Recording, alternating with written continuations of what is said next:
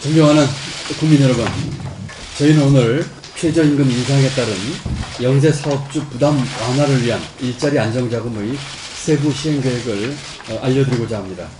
국회 예산 심의가 한참 진행 중인 상황에서 신속하게 오늘 발표하게 된 것은 최저임금 인상에 따른 고용 불안 우려를 조기에 해소하고 대상자인 소상공인이나 근로자분들이 사전에 충분히 준비할 수 있도록 하기 위함입니다. 최근 우리 경제는 지표상 비교적 견실한 성장세를 보이고 있으나 성장의 질적 측면에서는 살펴봐야 할 측면이 많이 있습니다. 성장이 일부 업종에 편중되어 있고 고용 요건도 성장하는 만큼 나아지고 있지 않습니다. 특히 우리 경제 내의 가계와 기업 간, 또 가계 간 소득 양극화는 더 이상 방치할 수 없는 수준에 이르렀습니다.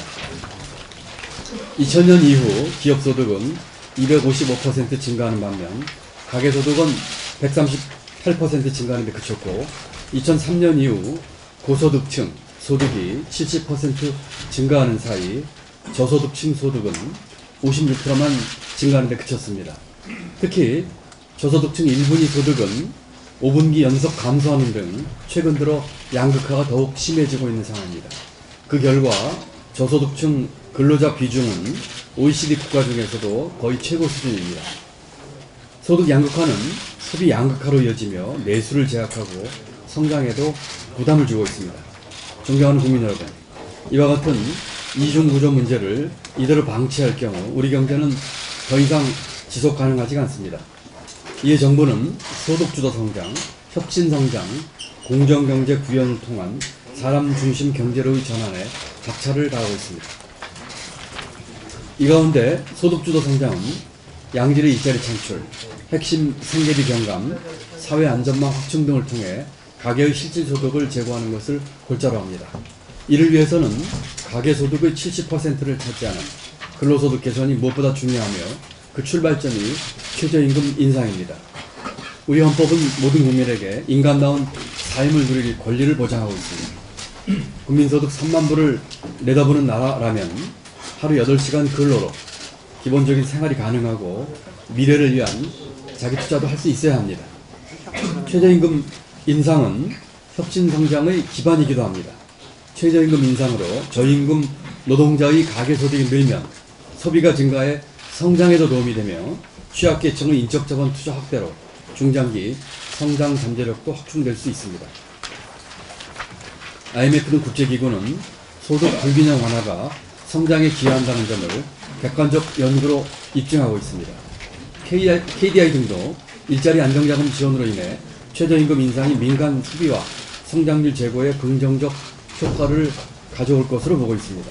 정부는 최저임금 인상이 우리 경제에 확실히 뿌리낼 수 있도록 모든 노력을 다할 것입니다. 존경하는 국민 여러분, 정부는 최저임금 인상으로 어려운 여건에 있는 소상공인이나 영세 중소기업인 여러분들께서 걱정이 많다는 점을 잘 알고 있습니다. 이에 정부는 최저임금 인상에 따른 추가 부담을 덜어드리고자 지난 7월 3조 원 규모의 일자리 안정자금 지원을 발표한 바 있습니다.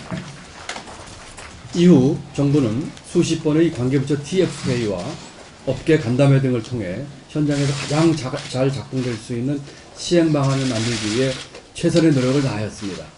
시행 방안의 주요 골자는 최저임금 미만 노동자의 대다수가 일하고 있는 30인 미만 사업주에게 노동자 1인당 매월 13만 원을 지원하는 것입니다. 지원이 꼭 필요한 사회보험 미가입자가 배제되지 않도록 두루누리 사업의 지원 한도를 90%까지 늘리고 높이고 건강보험료 부담도 경감하여 사회보험 가입에 따른 부담을 줄여나가겠습니다.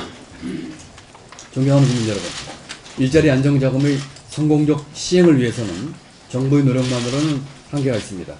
지원 대상이 광범위하고 처음 시행되는 제도인 만큼 대상이 되는 소상공인이나 영세 중소기업인 여러분들의 적극적인 참여가 필수적입니다. 정부는 온라인 활용, 찾아가는 서비스 등 신청 절차를 최대한 간소화했습니다. 대상 사업주께서는 빠짐없이 신청해 주시기를 간곡히 요청드립니다. 고용 유지를 통한 우리 사회의 상성 발전에 적극 동참해 주시기를 간곡히 요청드립니다. 끝으로 양해 말씀을 드립니다. 현재 일자리 안정자금 사업 예산은 국회 심의 과정에 있는 관계로 국회의 결정에 따라 지원 내용이 변동될 수 있는 가능성이 있습니다. 국회의 결정을 앞으로 존중하면서 만약에 변동이 있을 경우에는 내용을 수정 보완하여 국민 여러분에게 즉각 알려드릴 수 있도록 하겠습니다.